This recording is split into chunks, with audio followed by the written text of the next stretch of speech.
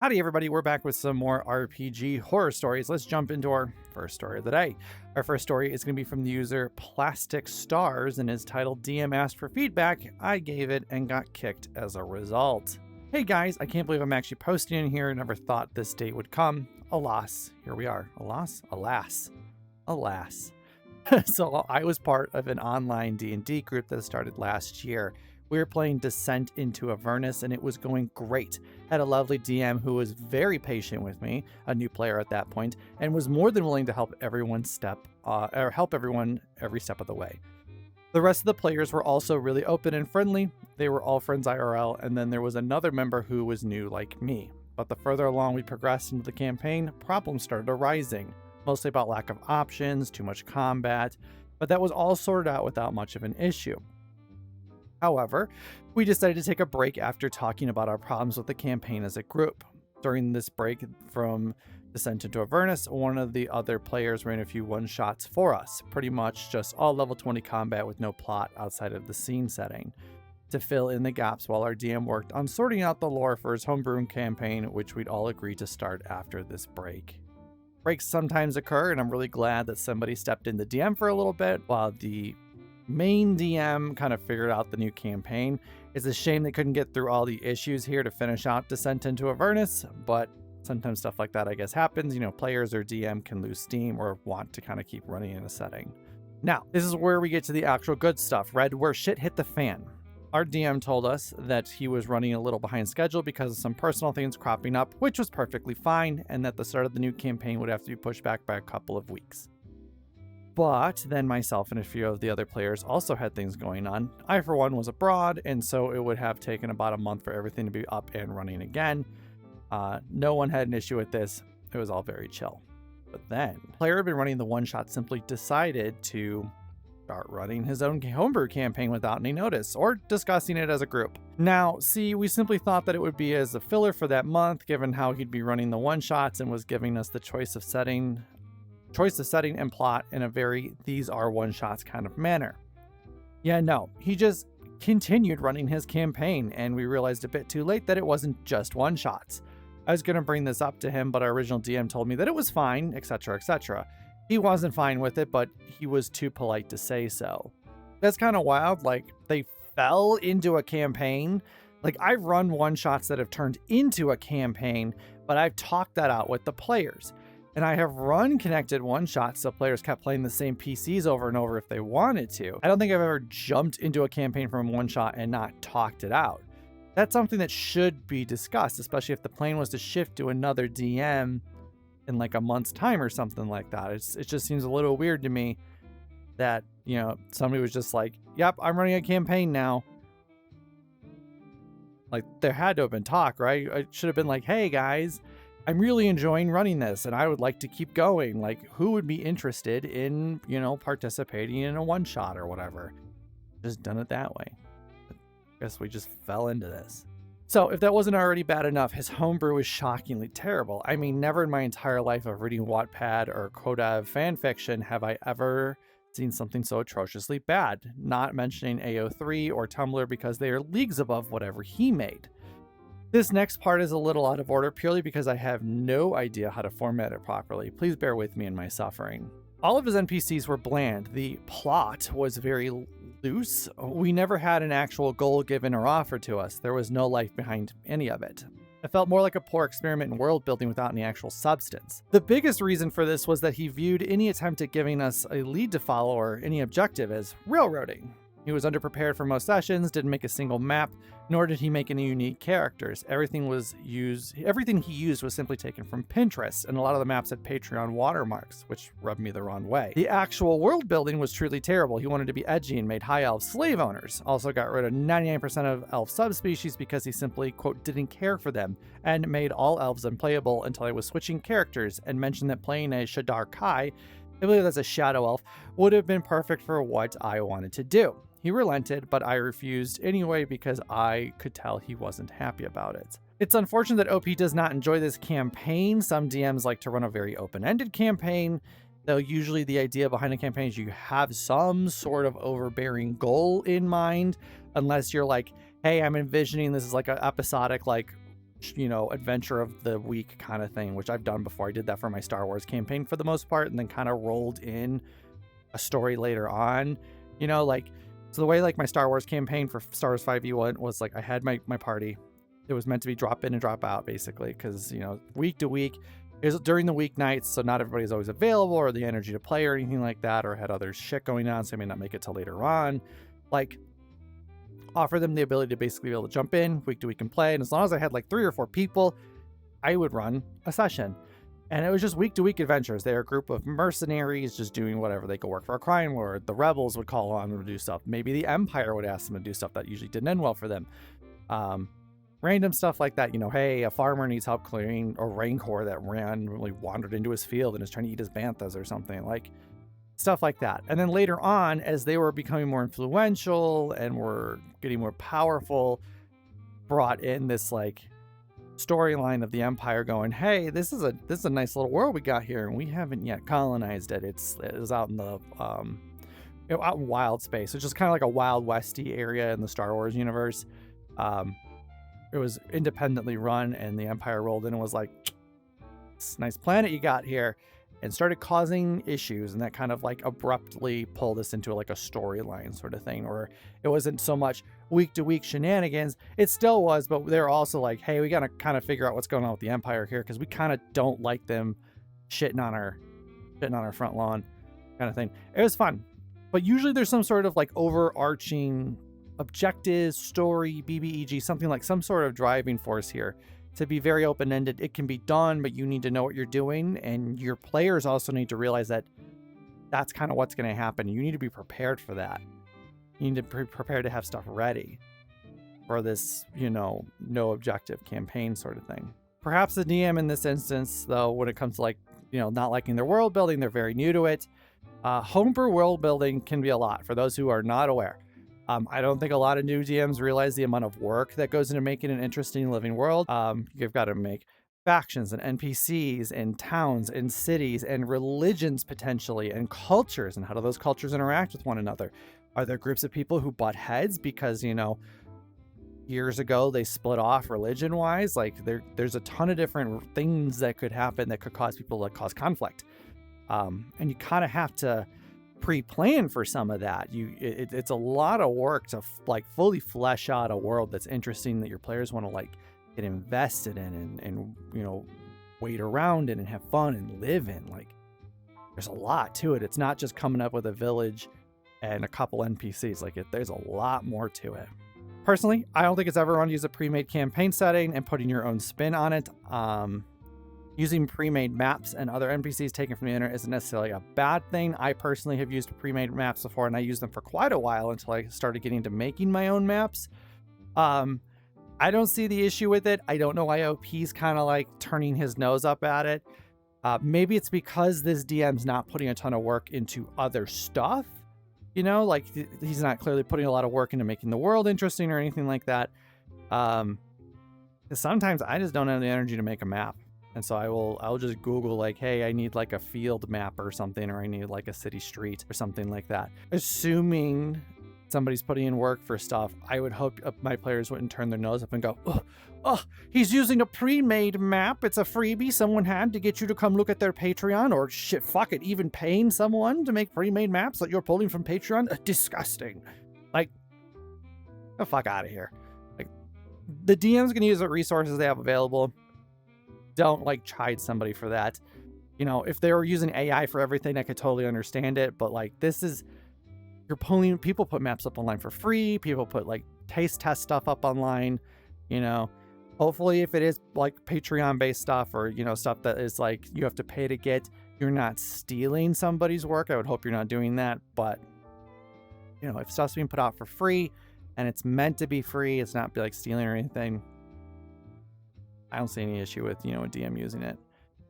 Because some of those pre-made maps are very pretty. Some people put a lot of work and effort into making it look interesting and vibrant and just, very beautiful. Use it. Personally, though, for NPCs, I'll generally make my own listed part of the campaign setting I'm using. For example, NPCs I did not make. My main 5e campaign is set in Wildmount, which is within the Critical Role universe, Alexandria. And there are NPCs in there that exist from the setting, like material. So I am not like, I did not make those. And then in between, in areas, I will fill the gaps and put my own NPCs in. But there are a number of like politicians and powerful entities and stuff that are, you know, they're well known, they're well written about, like they're concrete. I'm gonna use them. They're well written. Like, use them. If you're gonna have something like slavery, if we're gonna move on to like that to a little topic here, a little topic of slavery. I would recommend talking with your players about that to make sure they're okay with it. Not everybody is comfortable with slavery, especially if it's going to be very front and center within your campaign. I know slavery is probably not something your players have dealt with. I know I talk a lot about like, hey, make sure you don't have like sexual assault and stuff, because like your players may have gone through that. Chances are your players have not gone through slavery, but again, sometimes people are not comfortable with slavery, especially if it's going to be very front and center and apparent, unless it's like an overarching theme to the campaign where you're like, hey, we've got this group of elves. They're not very good. They're, you know, big into slavery and stuff like that. And you, the good guys, are going to do something about it. Like, but that's an overarching campaign goal, which is not apparent with this DM here. They have not done that. When our actual DM was sharing his homebrew lore, this player constantly turned his nose up at it, refused to entertain the ideas brought to the table, and didn't like how it took inspiration from some of the DM's interests, such as Warhammer and other things. I'm not trying to be dismissive, I just cannot comprehend all of that.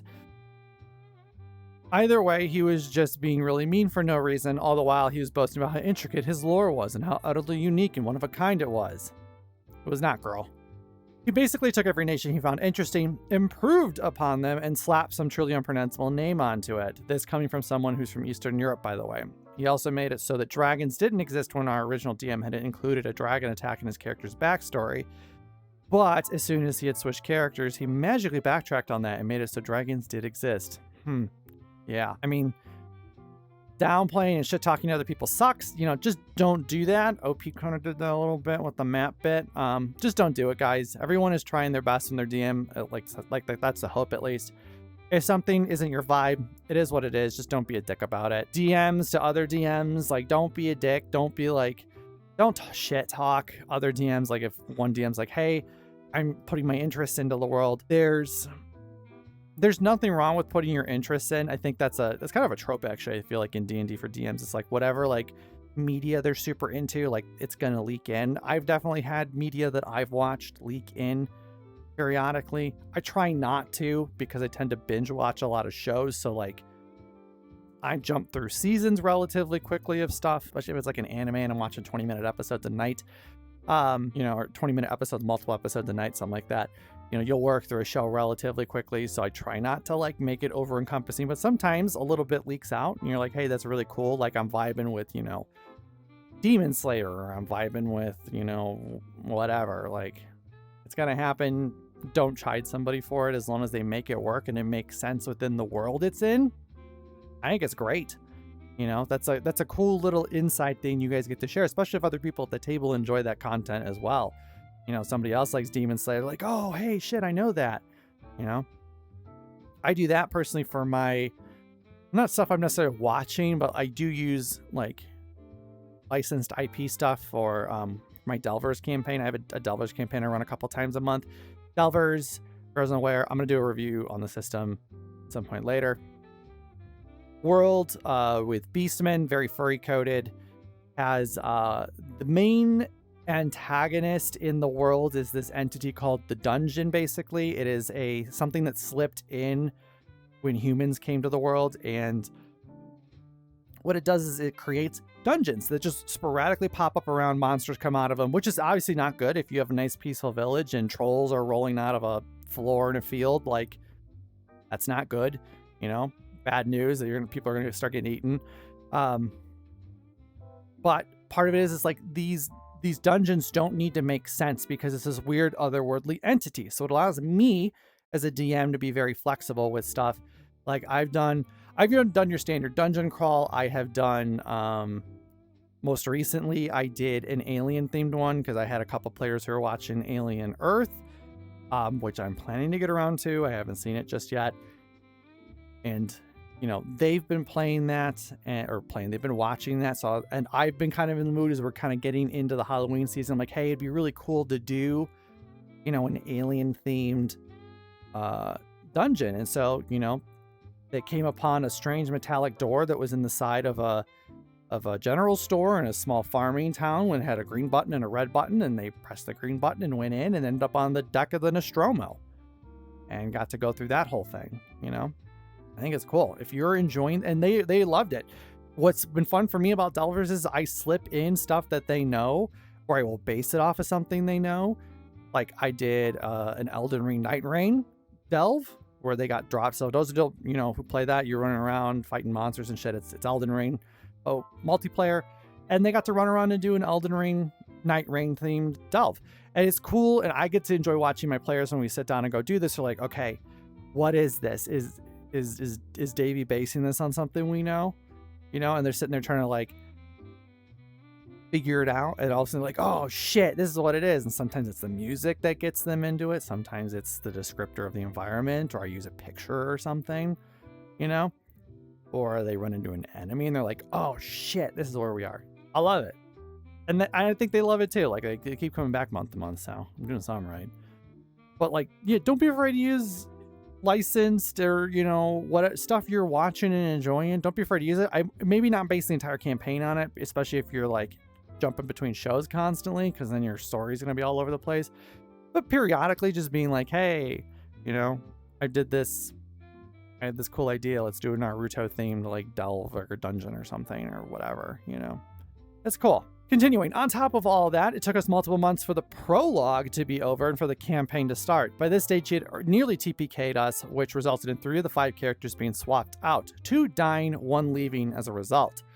And also completing one of those 3 characters' entire motivation and character arc. The actual PC didn't even get to do it himself, and there was no repercussions in the plot going forward. A months-long prologue isn't necessarily bad. I, in one of my campaigns, used a pocket dimension to start out my campaign for a little bit, and they were there for a couple months.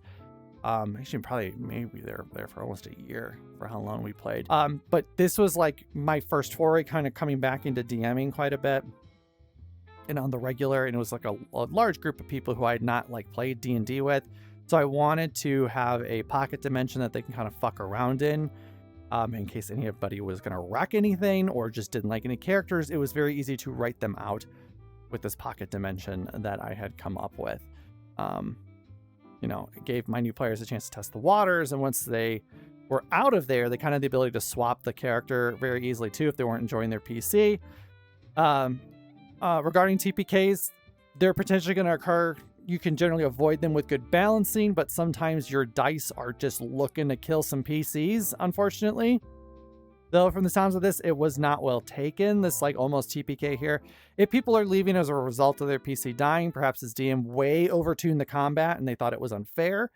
A player not getting to play out their PC's arc and having it completed for them, though, is complete shit. Don't do that. Don't ever do that. Do not ever play out somebody's arc for them. Let that player experience it, and if that player leaves, that arc is done and gone. Move on to something else. I had by then switched onto my 3rd character. Our original DM was on his 4th, one of the players on his 2nd, and the other 2 players on their 1st characters. At this point, I realized that I'm venting more than simply giving context, so I'll try to keep on track with the final parts of this sordid event. Perhaps this campaign is meant to be deadly, but holy shit, I'd be concerned if a player was on their 4th PC. It's one thing to swap due to story changes or motivations or getting tired of that PC, but if they're on their 4th, they're either bored of playing the PCs, their PCs are getting killed constantly, or they're not getting attached to the story and they keep shifting PCs to try to find a way to link up with it. All those can be solved, but they have to be done in different ways, and I'm not going to go over those today. I finally reached my own tipping point when we'd done 3 sessions of 4 hours each, and they were all combat with maybe 30 minutes of actual art. This is not what any of us had signed up for, so I messaged the current DM and explained all of the issues that I had been having with the campaign, mentioning some points that had been brought to my attention by other players too, though I didn't throw them under the bus. He didn't reply until a week later and simply told me that it would be best for us to part ways after he hadn't acknowledged any of the points that I had brought forward for him to consider, and showed an outright refusal to communicate about the matter. He then also proceeded to kick our original DM too. One of the other players tried to organize a call for us to discuss things, but that was outright refused by the new DM. I'm curious how this feedback was kind of worded. I assume it was politely. This DM sounds a tad full of themselves when it comes to this campaign here. Taking feedback in stride can be tough. I have definitely received feedback that kind of hurt me a little bit. It wasn't meant to be hurtful, but like, you think, oh, hey, I'm doing really well with this thing. I think my players are liking it. And somebody goes, hey, I'm kind of not enjoying this thing you did, you know, and especially if I put a lot of work into it, it hurts a little bit. It does, you know, not gonna lie. But you do need to realize that when your players are giving that feedback to you, it's because they want to shift the game in a way that makes it more enjoyable for them. You know, and the only reason they give feedback is because they want to get to continue to play with you, you know? So as a DM, even though it can hurt sometimes to get that feedback, I always recommend you welcome and ask for feedback from your players. It allows you to fine tune the game to make it more enjoyable for your players. And to be honest, for me, the enjoyment I get from DMing is that my players are enjoying this world I create. I want to try to make sure I do things that make it enjoyable for them and keep it balanced for all involved. But yeah, no, that's that. Just a few more quick fire points I wanted to mention as well. He was so utterly committed to not railroad the story that he didn't have the campaign's BBEG auto hit the king, even though this would have been perfect for the plot. Said BBEG was nearly killed upon his first appearance, but he miraculously escaped and used abilities that were most definitely not on his sheet. He also refused to allow any of us to aim at him while he was flying away, despite one of the characters being a ranger, the other a gunslinger. He also had an entire failsafe contingency plan for if the BBEG died, so it didn't make sense for him to not let him die, something he later admitted.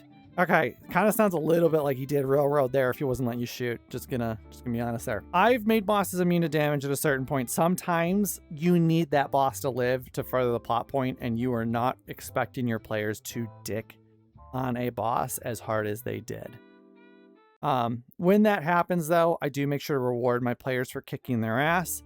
When they follow up, fight the boss, assuming it hasn't been too long, I make sure the boss is weaker, or perhaps that there's less minions they can summon or something like that, or maybe they've lost some of their abilities. I try to reward them for doing so well initially, even though I kind of fucked them over, because I'm like, hey, like, example that like kind of resonates with me. I had in my current main campaign, I had my players, they were in a swamp hunting down, there was like a vampire, I believe it was, and I had this planned dungeon crawl for them, and it had loot, and it had a library, and it had an automaton, and it's stuff I wanted them to get to, and they needed to be able to find it. They weren't just going to be able to stumble upon it randomly. Like, I needed them to get there and have it. I needed them to have a reason to delve through it and clear it out. And there was the vampire engaged with a bunch of vampire spawn, like ambushed the party, and the party just absolutely fucking decimated this group kind of thing. And when the vampire like basically hit 0 hit points, turned into mist, and it was, you know, fucking off back to its home, and the party was actively trying to still murder this fucking thing as it was like careening through the swamp trying to get away. And at a certain point I had to be like, hey guys, like, you're no longer going to be able to shoot this. And yeah, I think they're a little bummed out, you know, because they're like, they really wanted to kill this thing. But I like to think that they trust me enough to go like, hey, like, the DM's doing this for a reason. He's not just trying to fuck us. Like, there's a reason. He's like, hey, there's still some plot. Let's keep going here. You know, because they got to go through this really cool dungeon. They got to, you know, there's an automaton like NPC they found. They all got feats because of it. There was a really nice library that had magic books that gave out feats that they were able to pull from. Like, there's a reason. And sometimes it's not a bad thing to make your, you know, to kind of almost cut to a cutscene, and, you know, your boss goes, haha, I'll see you next time, sucker. And they fuck off. Like, it happens. And so don't complain too much if like your DM does that. Sometimes there's a point to them jumping to almost a cutscene and being like, sorry, you can't shoot this guy. He's fucked off into the distance. So like I said, don't be afraid to have certain things railroaded. Like, you know, for example, the BBEG killing a king would be really, really good plot wise. Let it happen. You know, especially if it's not happening to the PCs themselves. Like, don't auto kill a PC Like, don't do that. That's some weird, sketchy, shitty territory. But like having the BBEG strike down the king or something to like further the plot and keep it going, don't be afraid to do stuff like that. It took him over 2 hours to introduce a new PC. What was happening during those 2 hours, you may ask? A 1v1 fight in the Royal Library between one of the PCs and an NPC, which included fire magic in front of the king and prince, who didn't care whatsoever. Okay, perhaps the king or prince have some anti-magic or some bullshit like that. Maybe the library's fireproofed, so they're not worried about fire magic doing stuff. You know, I will say though, 2 hours is a bit long to wait to introduce a new PC. Like if you're just forcing a player to sit there and do fucking nothing, that kind of sucks. If you're going to have this fight going on, it'd be perfect to have them either interrupt the fight maybe, or be a silent watcher of this event going on. And maybe they slip in and start hanging out with the party while this battle is going on. Like that could be kind of cool. And that gives that PC the ability to be in the event, watching what's going on, potentially influencing or something like that. Like letting them be active at the table, at least in some capacity, so they're not just sitting there twiddling their thumbs and like sitting on their phone. DM also petrified one of the PCs and then realized we didn't have the spell to undo that, so he tried to backtrack, and that was an entire mess, given that the PC was supplying my PC with her site at the time. Completely fucked up multiple encounters through various different means. It's a little vague. My newest and final PC had a husband mentioned in her backstory who worked for the king as one of his guards/soldiers. This was meant to be a huge driving factor for my PC, who was agreeing to get involved in all of this to ensure his safety. They were reunited that same session, and he was doing perfectly fine, and then also made an entire joke out of it. That kind of is anticlimactic. Oh yeah, by the way, the DM always asked at the end of the session for any feedback and recommendations, so I sent him on a solid 3 pages on Google Docs, 1.5 the first time, the same again after his maybe 6-paragraph reply, and then he kicked me. I could go on, but I'd rather save all of us the misery. All right, some of these issues are things new DMs will encounter, like petrification or some effect that you were not planning for that to be influencing the party that is now influencing your party. You don't need to backtrack to undo it, just add a cure-all for that ailment down the line somewhere. To learn to not make these mistakes, you kind of have to make them, to be honest. Hopefully you as a DM are taking feedback and making changes with grace, so these stumbles are not full-on nightmares for all involved. As a DM, you will fuck up, and it's okay. If you need to, take a break and figure it out. It never hurts to tell your players, hey, we need to stop here or take a pause here. I wasn't ready for what just happened. Again, if you're going to ask for feedback, don't be mad when you get it. As long as it's constructive criticism, that's perfectly okay. If it's obviously unconstructive criticism, somebody's just being an asshole, you're more than welcome to be annoyed. But like, if it's good feedback, take it, run with it, you know, at least take it in consideration, you know, because that feedback can hurt, but it's coming from a good place. Your players are giving you this, 1, because you asked for it, and 2, because they want to improve the game they're spending a ton of time playing. So again, don't be afraid of constructive criticism.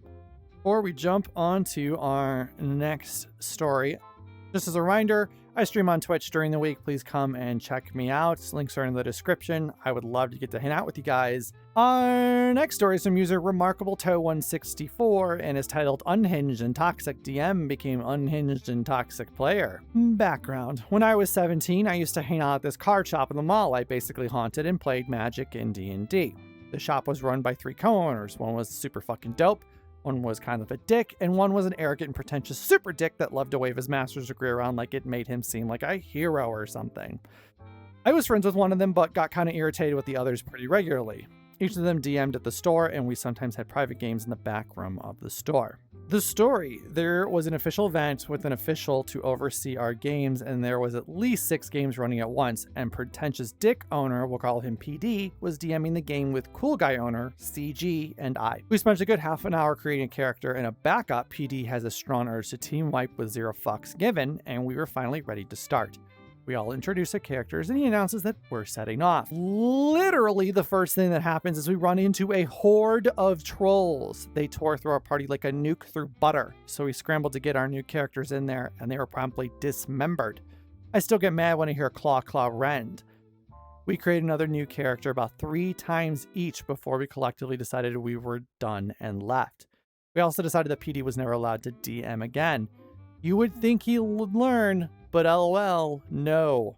Some DMs like to run a deadly game, though if you TPK on the first fight, you have a problem. Also, is it an event with like 6 games going on at once? Are they like interconnected? Usually an event like this is the same thing being run, or it's like a West Marches style campaign. West Marches, for those who don't know, it's usually a world or setting shared by multiple tables who, as at the table, can shift from week to week.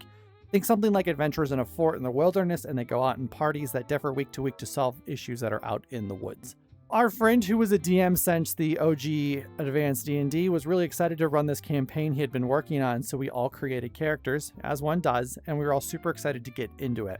We all introduced our characters and were all bubbling with barely contained excitement. The big-ass grin on PD's face should have been a huge red flag as he introduced his paladin of Anubis, but we ignored it. We were just past the point where the DM sets the stage and we were setting out on our quest. The first thing the DM does is pits a ransacked wagon surrounded by corpses in our path so he can lowball us a vital amulet that would jumpstart the quest. This is where PD became completely unbearable. We go to investigate the wagon, but we can't loot any of it because it all belongs to the dead, and the paladin will fight us to the death if we try. We played for an hour like this before this thief of joy had completely relieved us of our fun and excitement. It never hurts for the DM to lay down the law and let PD in this instance know that they need to find a way to make this PC work with the rest of the party.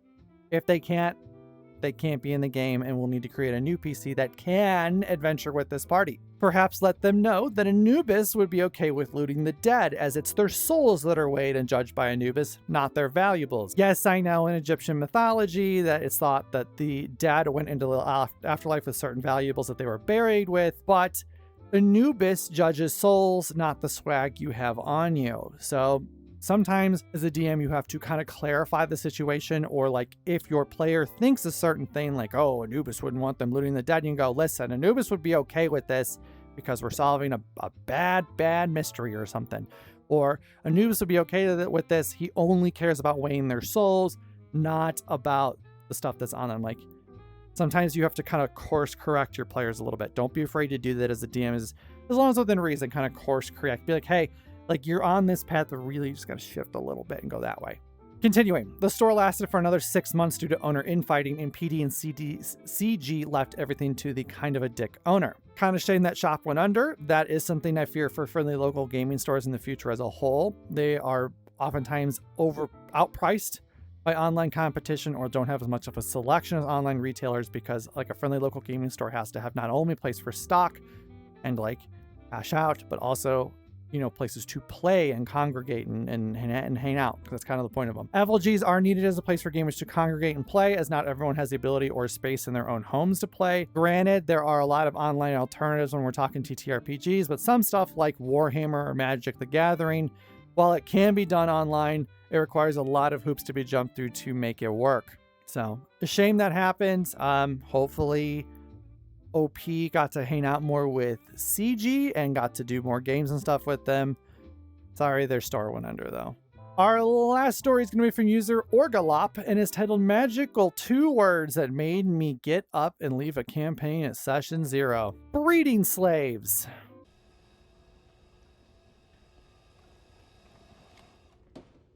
How about new?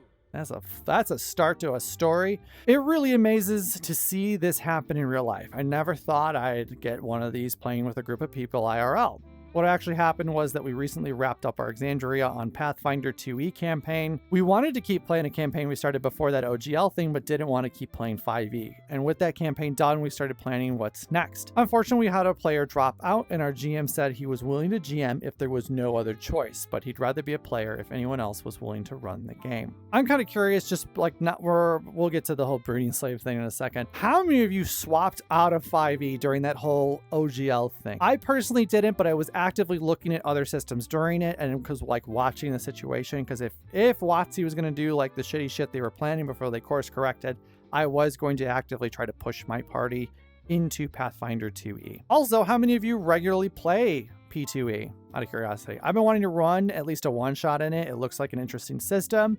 I also completely understand in instances that a lot of DMs want to take a break between campaigns and stuff. Being a forever DM, usually it can be really tiring. I find swapping systems periodically, even for just a one-shot, helps a ton with my ability to not get burnt out. But When one of my players offers to run even a one-shot, it's like music to my ears. It's lovely to just show up to a session and not have to do anything other than be an active player and participate. I don't have to sit here and run it and herd cats and all that stuff. So it's nice to not have to DM all the time.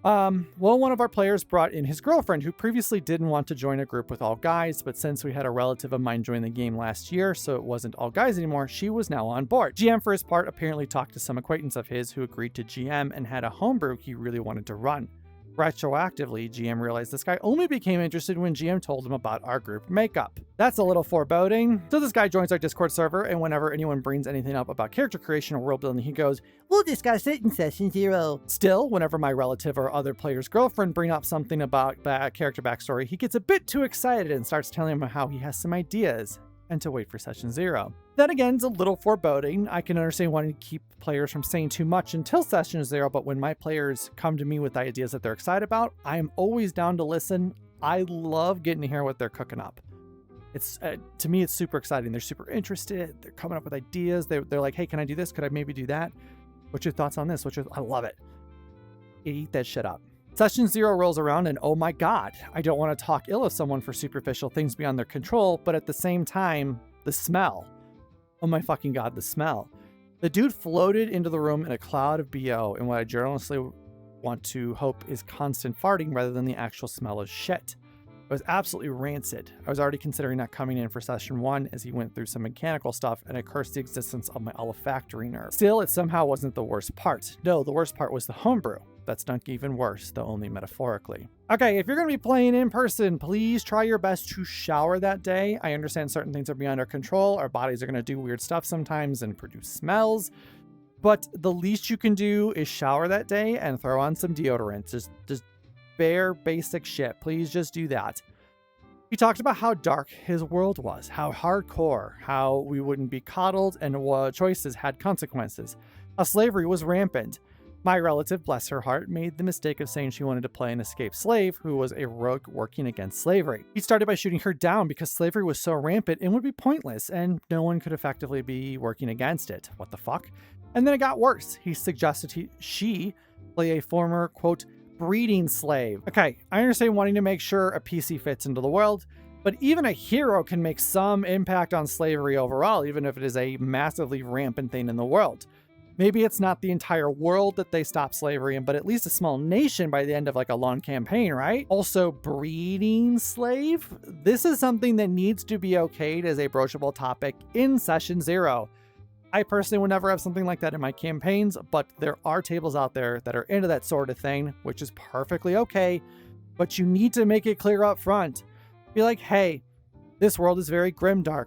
This thing has a lot of slavery and it has a lot of dark themes in it that include this, and this, including breeding slaves. Make sure they're okay with that before we fucking jump into it. That was the point I got up and said, I'm sorry, but fuck no, I'm out, and left through the already open due to the smell garage door. I barely made it a few steps down the driveway when I heard the yelling, so I came back to see him being told off by everyone else and asked to leave.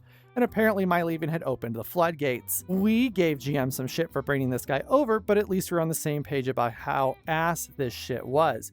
We're now in a bit of a stalemate to decide on whether GM breaks down and decides to run the game, or I'm gonna pick up GMing. We'll see. Still, goddamn, the gall to come to an actual in-person game and start talking about breeding slaves. Wild stuff. Okay, I think this just goes to show to never be afraid to stand up for yourself. If a topic crosses a line and is something you refuse to have in a game you play, do not be afraid to let people know. Just be like, hey guys, sorry, this isn't for me. I'm out. Advocate for yourself, because that advocacy can give others the strength to speak up as well, especially if it's something really fucking off base and off kilter, like just bringing in breeding slaves from left field. Hopefully this table figures out what to do next with a GM that isn't going to force their dark kink onto anybody else, hopefully. Okay guys, thanks for hanging out everybody. That's gonna be it for today. Please remember to like, subscribe, and comment. Catch me on Twitch as well. Please let me know what your thoughts were on any of these stories, what systems you play, stuff like that. I love getting to hear your comments. I'll see you guys all in the next one though. Bye everybody.